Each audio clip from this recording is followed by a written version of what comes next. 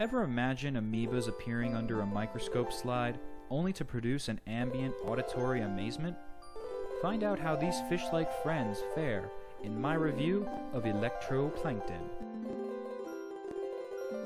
This experience is an semblance of musical plankton for players to manipulate.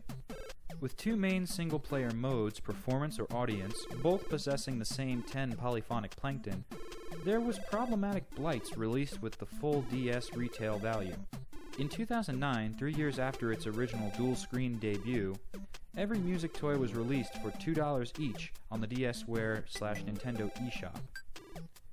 This is a preferable bargain that beats the current Amazon price for the complete DS package for $62 and change, and allows you to cherry-pick the best plankton. Aside from price fluctuations, what pros do these protozoa possess? Being creatures of color and melody, this is a much more calming activity than annihilating armies of enemies in much of today's selections. Electroplankton took a bold bastion of being open to the user's imagination.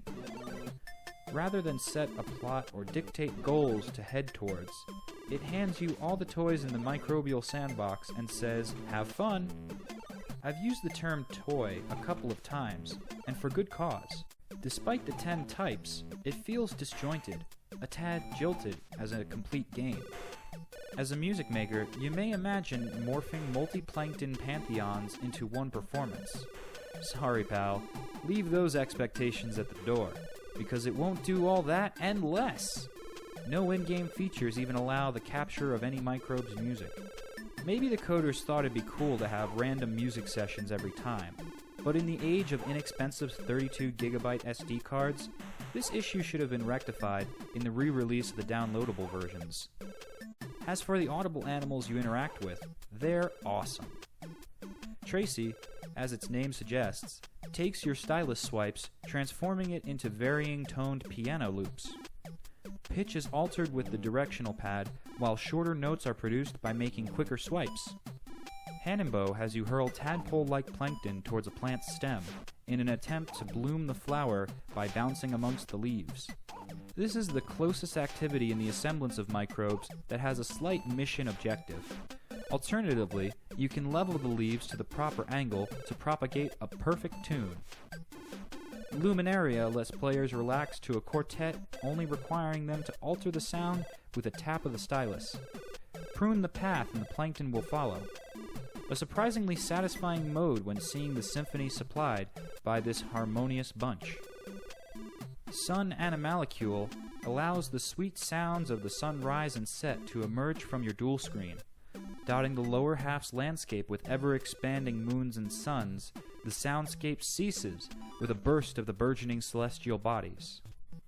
Rec recreates classic beatbox layering with carp comrades that capture short clips of sound.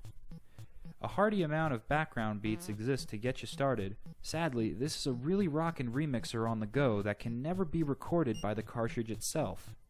Wasted potential in my opinion. Nanocarps swim in a soup of themselves, waiting for tactile stimuli or verbal commands. No matter what version of DS I play this on, the microphone feature always malfunctions. You may as well shout, "Sarcoflak Buganamabirnra," because them's the random results you get. Lumilope encourages players to bore circular holes into their touchscreen to hear the sounds of a monk's monastery. The sounds that emanate from these things are splendid, marvelous for meditation. That is, until the circle stops spinning, seeking for you to whirl the stylus once more. Marine Snow has players poke dainty flakes of fine sound to put on a show. Swirling your stylus here also works well. Beatness brings back classic beats and melodies of the NES to create a continuous sonnet.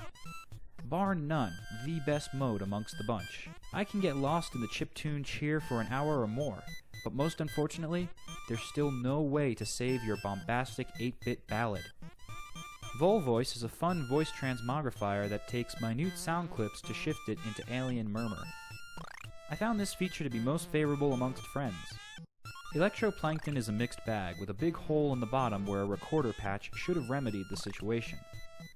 As a complete package at its absurd current price, I can't recommend the purchase. However, its segmented downloadable deal is far more doable. The top 5 most fun Plankton were, for me, Luminaria, Rec, Volvoice, Hannonbow, and of course, the best of all, Beatness. I support the idea of Electroplankton more than the title itself. I would be thrilled to see a 3D sequel of the series with thrice times the organisms to orchestrate, mixing features, and a recorder equipped to save MP3 files to an SD card. But as the singular experience stands, it's simply too shallow to suffice. That's why I give Electroplankton my custom scale score of a deluge of disappointment dollars.